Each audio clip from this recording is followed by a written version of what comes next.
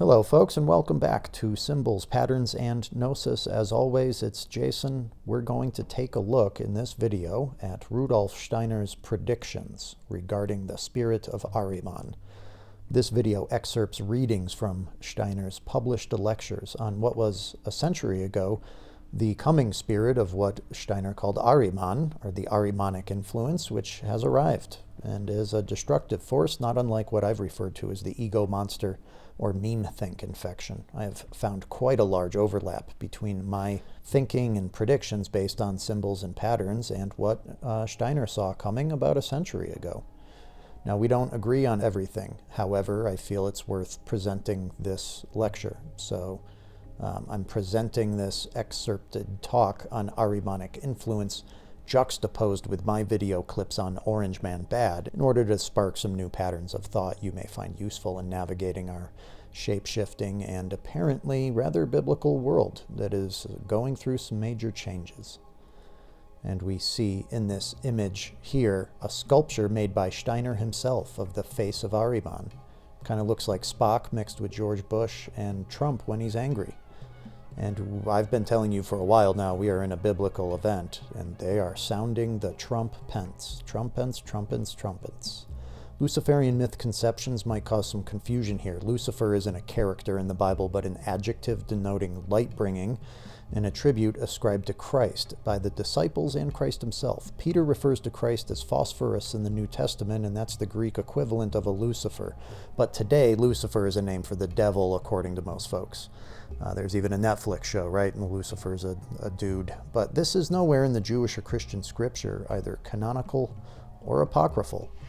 Ronald Reagan's Star Wars pitch, the neocons and liberals' calls for a new world order, and Donald Trump's theater-faced name and energy are all signs of the Ahrimanic impulse, as Steiner calls it. Think of that airy manic, right? There's a manic energy in the air. In this sense, there's a Lucifer of light and a false Lucifer, and Ahrimanic forces utilize false light and left-brained thinking, and now artificial intelligence. As the Luciferic impulse increasingly faded from human sensibility, people grew ever less capable of fully absorbing the true nature of the Christ impulse. You need only consider the increasing materialism that prevailed as the modern era advanced. But if you ask what became most materialistic of all, you have to acknowledge that it was modern Christian theology. You see, a great part of modern Christian theology testifies to the greatest materialism. It no longer sees the Christ living in the human being, Jesus of Nazareth, but refers to him as, quote, the simple man of Nazareth, close quote, a figure more easily understood. The more people accepted the human being, Jesus of Nazareth, as an ordinary mortal, albeit one amongst the ranks of other renowned historical individuals, the more this pleased a certain materialistic school of modern theology, which wishes to have very little indeed to do with the supersensible nature of the Golgotha event. The Luciferic influx into human sensibility gradually faded in the human soul, making way increasingly for what we call the Ahrimanic impulse, which will grow ever stronger in the near and also the further future.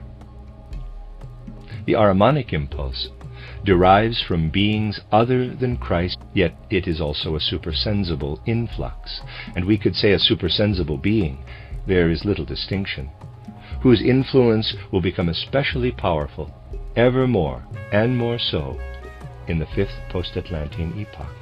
If we consider the turbulence of recent years, we will find that it has been caused in particular by Ahrimanic powers. Like the incarnation of Lucifer at the beginning of the 3rd millennium BC, and the Christ incarnation at the time of the mystery of Golgotha, there will be an incarnation in the West of the being of Ahriman in the 3rd millennium AD, sometime after our current life on earth has ended. We only properly comprehend the course of history and human evolution over almost 6 millennia. If we see it in these terms, a Luciferic incarnation at one pole, the Christ incarnation in the middle of this period, and the incarnation of Ahriman at the other pole.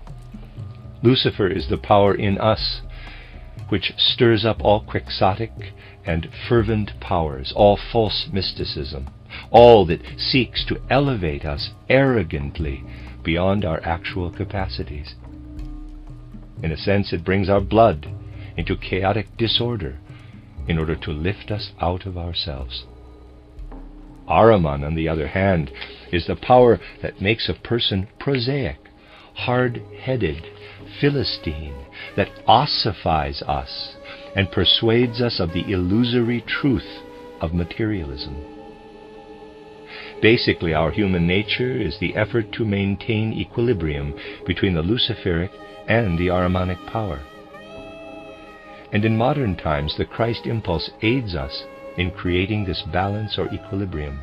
These two poles are always present in us, the Luciferic and the Ahrimanic.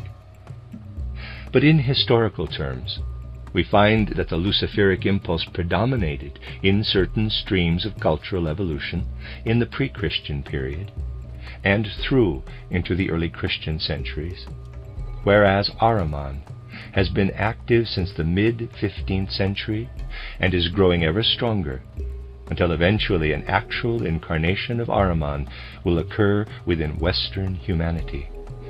Now, it is intrinsic to such things that they are long prepared beforehand. Just as Lucifer once appeared in human form in China, and Christ Jesus appeared in human form in the Near East, so Ahrimanic powers are preparing human evolution in a way that will allow humanity to succumb to Ahriman when he eventually appears in human form in Western civilization, which will scarcely any longer be civilization as we know it. There is no use entertaining illusions about such things. Ahriman will appear in human form. All that will matter is the degree to which he finds humankind prepared for his arrival. Whether his preparations will enable him to enlist all humanity, all civilization as we know it, to follow his dictates, or whether he will find a humanity that can offer him resistance. Illusions are of no help here. Nowadays, people try to evade the truth, and one cannot present it to them plain and unvarnished, because they would mock and ridicule such ideas. But nor can one present such things to them as I tried to do now in the form of the threefold social organism. The majority of them, at least, do not wish to hear about this either.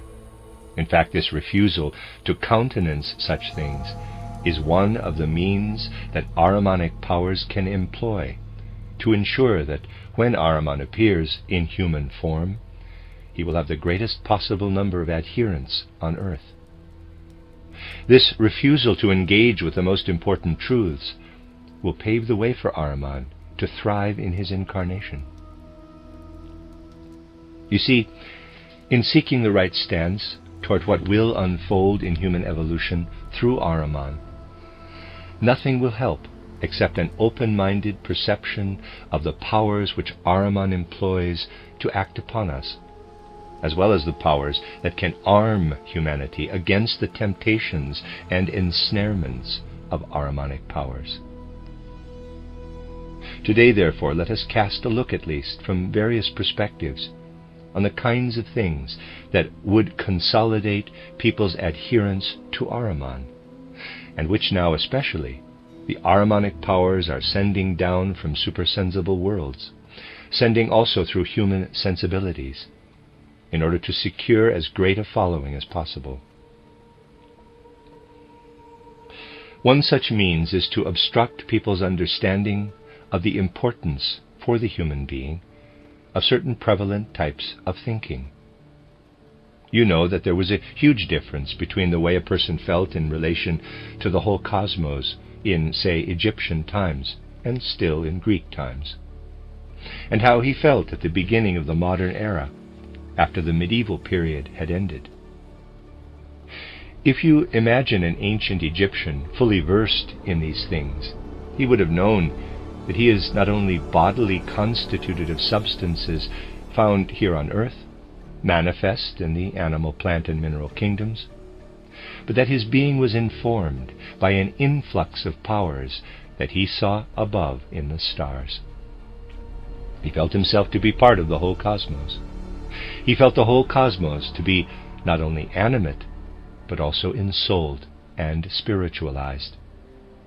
And in his awareness there lived something of the spiritual entelechies of the cosmos, the soul nature of the cosmos, the life of the cosmos.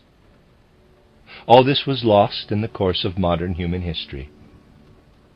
Today the human being gazes up from his earth to the starry world, where he sees planets, stars, suns, comets, and so forth. But what means does he use to observe everything he sees up there in the cosmos, all that gazes down upon him? He uses mathematics, and at most also mechanical laws. Everything that encompasses the earth is now void of spirit, soul, and even life for him.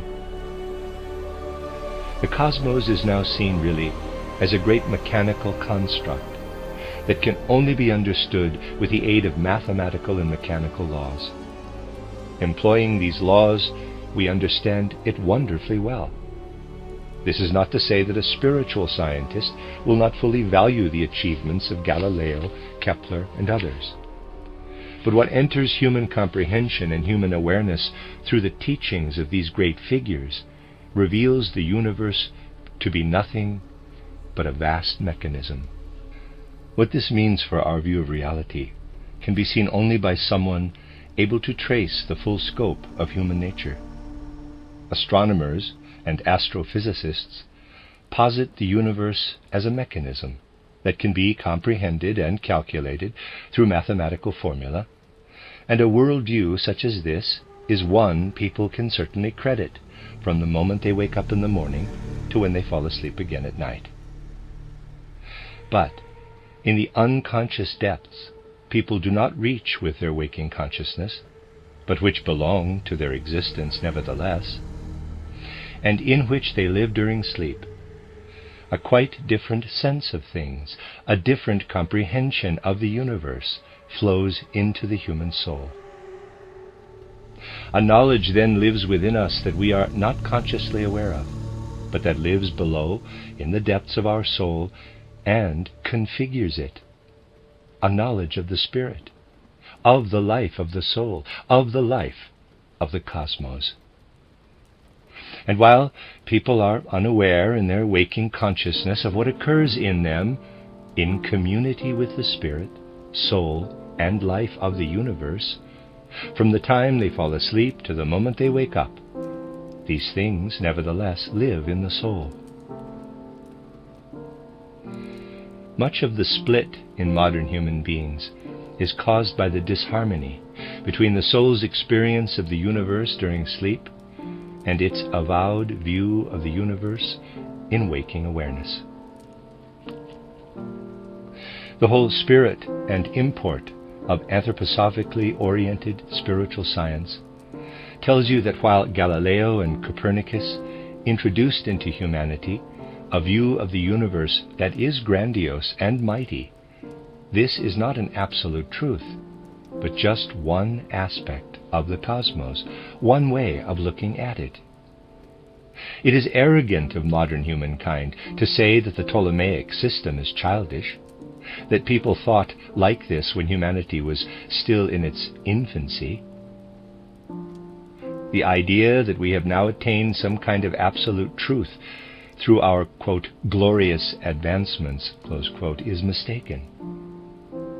This worldview is no more absolute than the Ptolemaic system was, just one perspective. Anthroposophically oriented spiritual science can teach us that mere cosmic mathematics, all schemata of a mechanical nature, do not provide us with an absolute truth, but give us illusions about the cosmos. This is not to say that we do not need these illusions. They are intrinsic to the particular evolutionary stage we are passing through, and educative for us, as other views were intrinsic to other stages and educative. We have to appropriate them, but we must also know that they are illusory. And they become even more illusory when we carry them on into our everyday surroundings in atomistic teachings about matter, finding a kind of small-scale astronomy in molecular theory, in the nature of the Earth's substances. A true perspective on modern science, wherever it posits such things, will recognize that this is all founded on illusion. Ahriman, hoping that his incarnation will be as fruitful as possible for him, is most keenly interested in human beings perfecting this illusory science, which more or less accounts for all science today, but without them realizing that it is illusory. Ahriman has the very greatest interest in teaching people mathematics, but without them seeing that mathematical and mechanical views of the cosmos are mere illusion. He has the very greatest interest in teaching humanity chemistry, physics, biology, and so forth, which figure in our culture as greatly admired disciplines, but to make us believe, too, that they embody absolute truths rather than partial aspects. Photographs, if you like, from only one viewpoint. If you photograph a tree from one side only, it will give you a true, yet only a partial image. A fuller picture will emerge if you photograph it from four sides. Ahriman has the profoundest interest in concealing from humanity the fact that modern intellectual and rationalist science, with its credo of empiricism, is a great illusion. He would secure supreme, triumphant success if he could succeed in perpetuating into the third millennium these scientific superstitions so prevalent everywhere today, which even dictate the terms of social science. Born, then, as a human being, he would rejoice to find these scientific superstitions living within Western civilization. But do not draw the wrong conclusions from what I have now said. It would be mistaken to simply avoid and evade modern science. That would be the most misguided thing you could do. We should fully acquaint ourselves with it, but with full awareness that it offers us an illusory aspect, albeit necessary and educative for us at this stage of our evolution. We do not defend ourselves against Ahriman by avoiding modern science, but rather by acquainting ourselves with its true form and nature. This science inevitably gives us an outward illusion about the cosmos, and we need this. Please do not think that we do not need this outward illusion. But from a quite different angle and perspective, through spiritual research, we must fill it with true reality, advancing from its illusory character to the real truth. Numerous lecture cycles I have given emphasize what I am saying again today. I have always tried to engage fully with modern science, yet at the same time to lift it higher into the realm where we can perceive the extent to which it holds true. To wish away modern science is rather like wishing away a rainbow just because it is an illusion of light and color. To understand it fully, you will first have to comprehend its illusory character, and the same is true of all the ideas and concepts of the world which modern science offers. It offers only illusions, and we must see through them. By the very fact of penetrating these illusions, we educate ourselves to comprehend the world's reality. Keeping humankind locked in its scientific superstitions is one of the means employed by Ahriman to make his incarnation as effective as possible.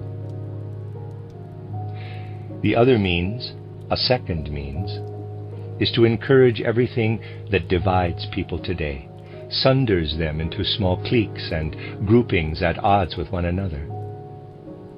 In the political arena, we can see this clearly today in all the parties and factions. If we study this phenomenon with an open mind, we can see that these parties feuding with each other cannot be explained by mere differences in human nature. You can't explain the Great War by referring to human disharmonies between different types of person, or differences of nation and race. Here it is very clear that non-sensory powers, Ahrimanic powers, have been exerting their influence. And these Ahrimanic powers are at work wherever disharmonies between groups of people arise. Let us take a very characteristic example to show what most of these things are based upon. Our modern proletariat now looks to Karl Marx.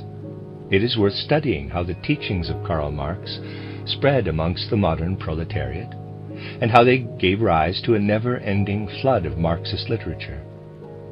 This literature fully embraces the scientific mode. Everything is rigorously supported with proof and evidence, so rigorously, in fact, that many one would have thought immune to Marxism have in fact succumbed to it. The fate of Marxism was to spread, first of all, through the proletariat, while academic institutions disputed and rejected it. Now there are a number of academics who can no longer resist the logic of Marxism, who acknowledge it and can no longer escape it, because Marxist literature, as has gradually become apparent, offers subtly congruent conclusions. With a modern scientific outlook and mode of thinking, the propositions of Marxism can be very nicely proven.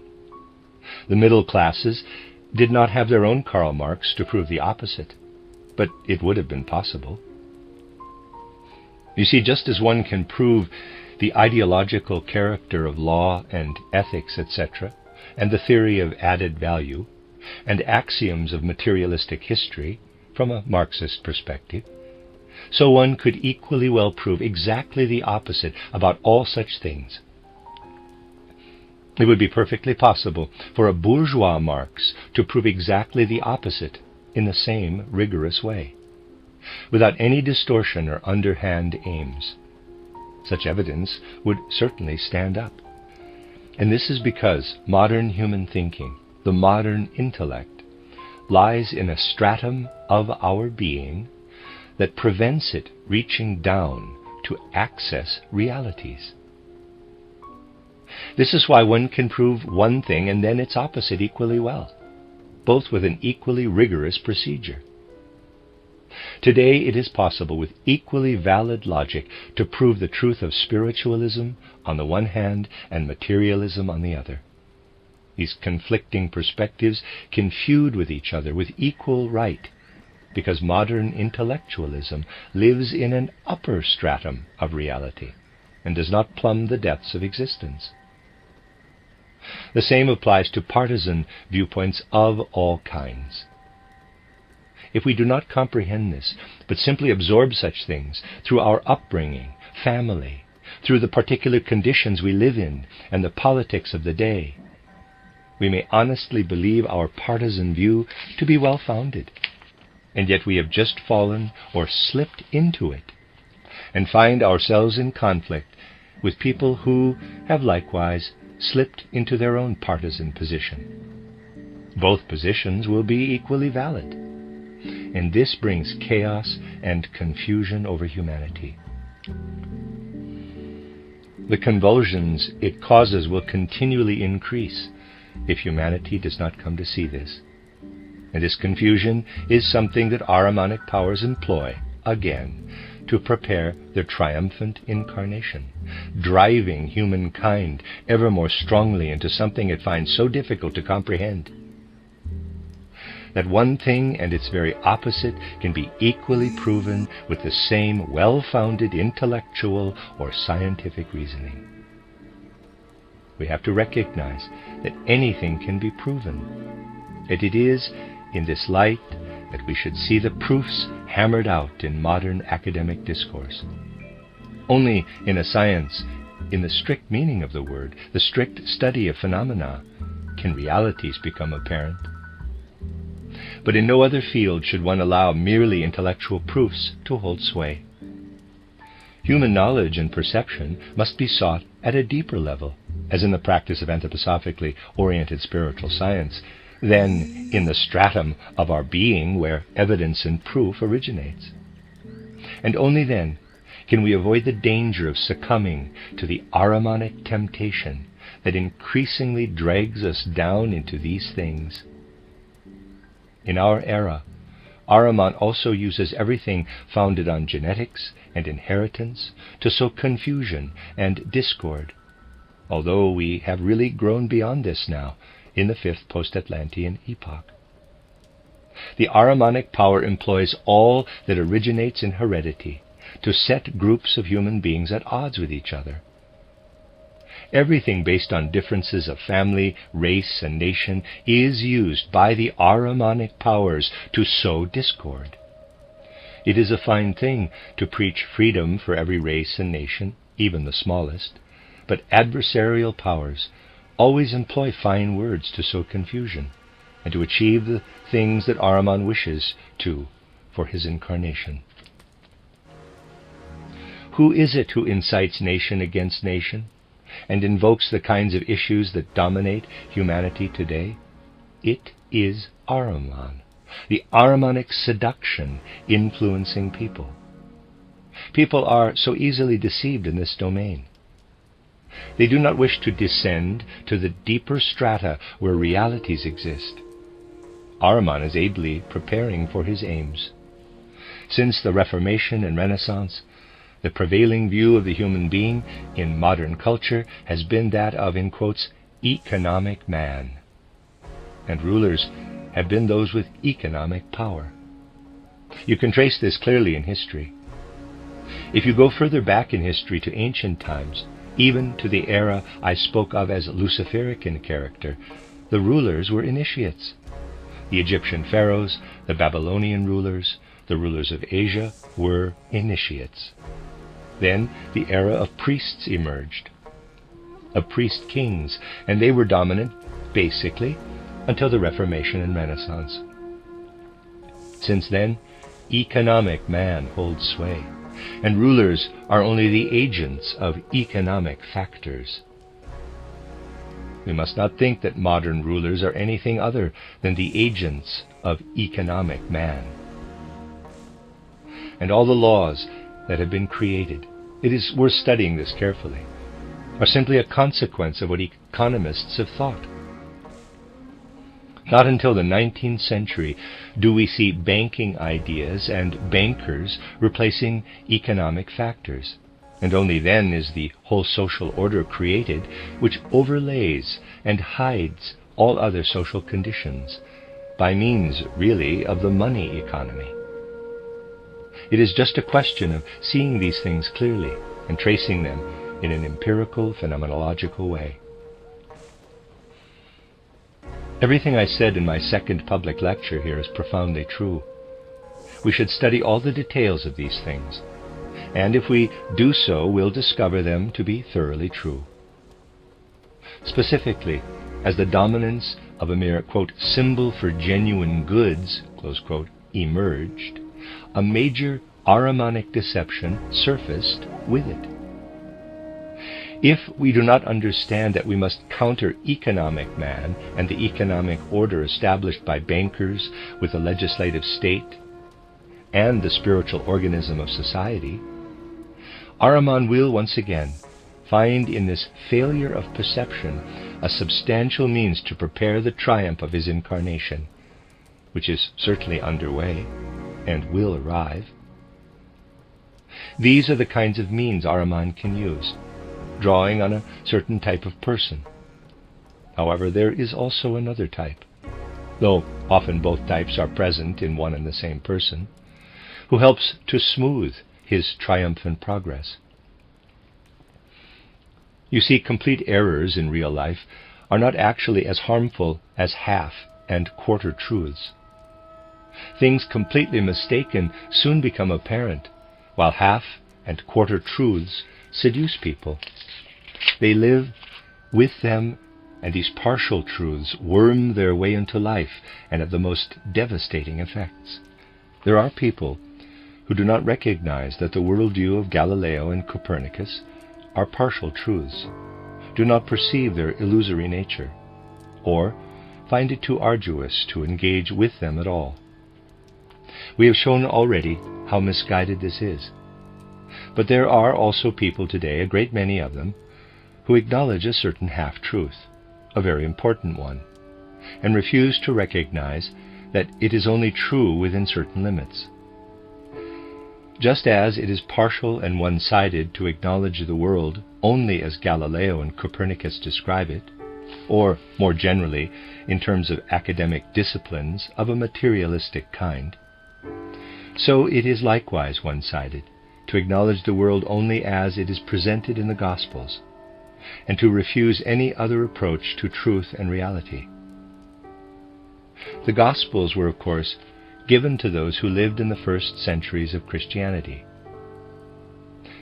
To believe today that the Gospels can give us the whole of Christianity is a half-truth, and therefore one that continually befuddles people, offering Ahriman the best means to achieve the goal, the triumphant conquest of his incarnation.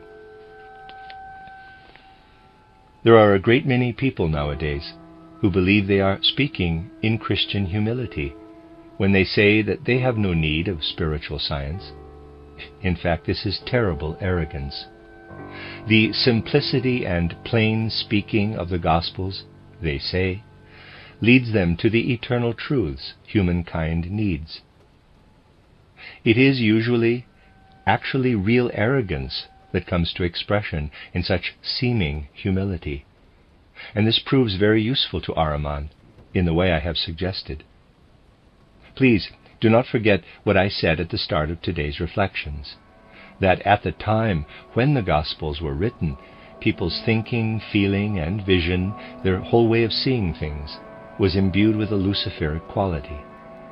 They were able to grasp the Gospels in terms of a kind of Luciferic gnosis, but nowadays we can no longer grasp the Gospels in this ancient way. To hammer on about the Gospels as they have been handed down to us will no longer give us a real comprehension of Christ.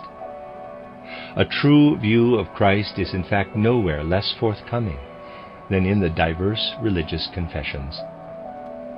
For us to come to a real understanding of Christ today, the Gospels need to be deepened through spiritual science. Here, it is interesting to study the separate Gospels carefully and fathom their true content. But just to take the Gospels at face value, as many people are nowadays taught to do, is not a path toward Christ, but a path away from Him. This is why the confessions are drifting ever further away from Christ. What view of Christ is found by someone who takes the Gospels at face value without deepening them through spiritual science?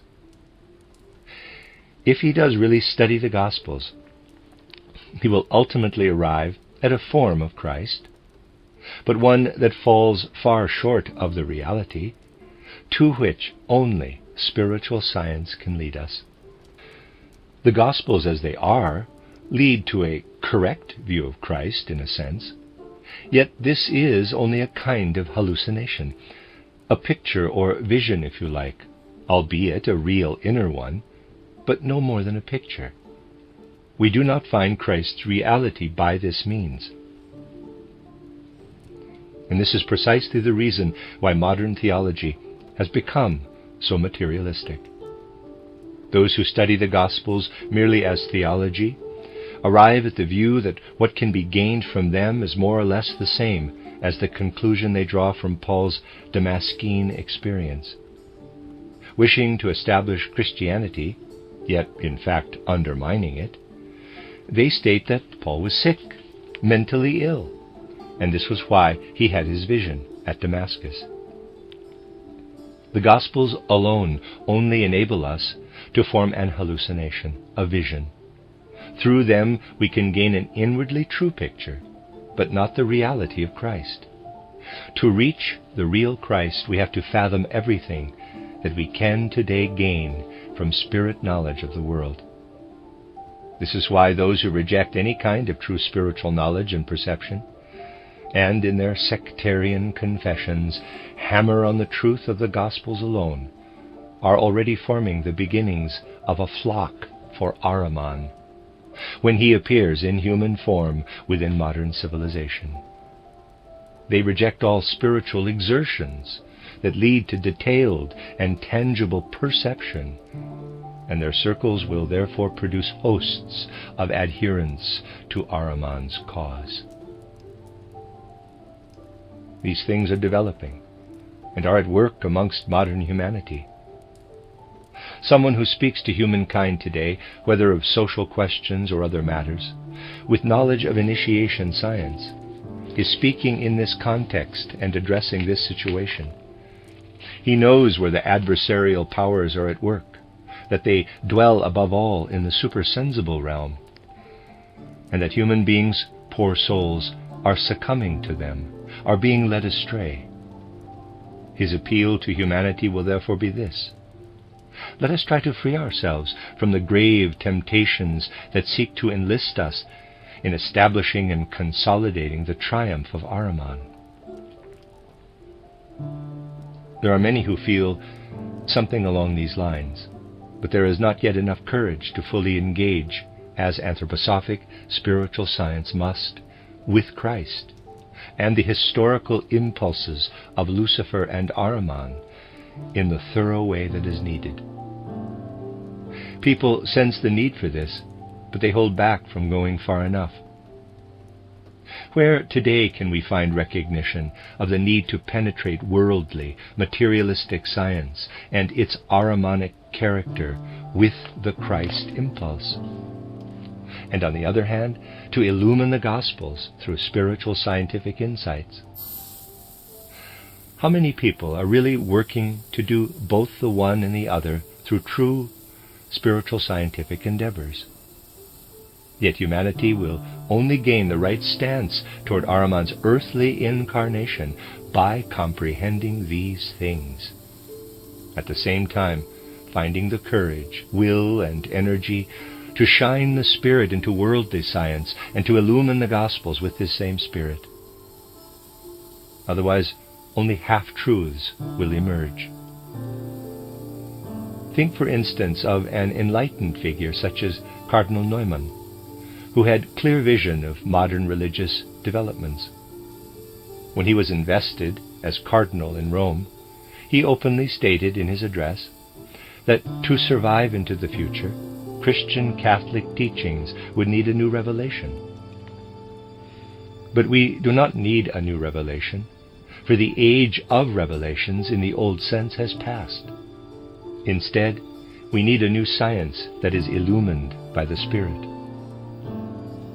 But people need the courage to engage with this new science. Think, for instance, of a literary series such as titled Lux Mundi, around the end of the 1880s, the beginning of the 1890s. Certain members of the English High Church, renowned theologians that belonged to it, sought to build bridges between worldly disciplines and religious dogma. But this amounted only to a tentative, tenuous effort rather than a keen grasp of worldly science, a real illumining of it by the Spirit, an open-minded study of the Gospels. Nowhere was it clearly stated that the Gospels alone are no longer enough, that they need illumining and clarifying. But that is what modern humanity needs, a two-pronged courage that says worldly science alone leads to illusion, and the Gospels alone lead to hallucination. We will only find a middle way between illusion and hallucination in a real, spiritually informed grasp of reality. That is what counts. It is important to penetrate these things with understanding. A merely worldly science would sow nothing but illusion amongst humanity, and would lead people eventually to accomplish nothing but idiocies. There is already enough stupidity in the world. The Great War was surely a great stupidity. Many of those involved in it were imbued with the outlooks of modern science. And if you look at the curious symptoms that appear when, for instance, some sect or other places unique emphasis on one of the four Gospels alone, you will more easily understand what I have said today about the Gospels. A sect that hearkens only to the Gospel of St. John, or another that does the same with the Gospel of St. Luke, tends strongly, as you can discover, to all kinds of hallucinatory symptoms. The one-sided nature of each Gospel, thank goodness, has not yet sown calamity, because there are four Gospels which outwardly contradict each other. Because there are four Gospels, people cannot succumb to the direction of one alone, cannot be drawn exclusively in that direction. One Sunday a priest will read from one of them, the next from another, and this mitigates the effect of each, complementing and modifying it with that of the others. There is great wisdom in the fact that these four Gospels have come down to us, so that, unlike many adherents of sects, we do not succumb to a single current that would overwhelm us if we studied only one Gospel alone.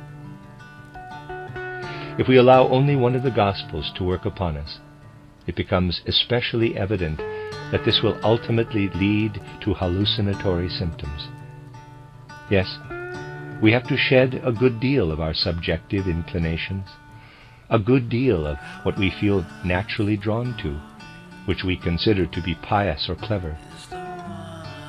Of primary importance today is for us to develop an all-round sense of the truth, and for this, courage is required. That is what I wished to say to you today, so that you can realize that what we are trying to achieve within humanity does not have much deeper roots than merely subjective inclinations or prejudice. It is read from the signs of the times as something that must be undertaken.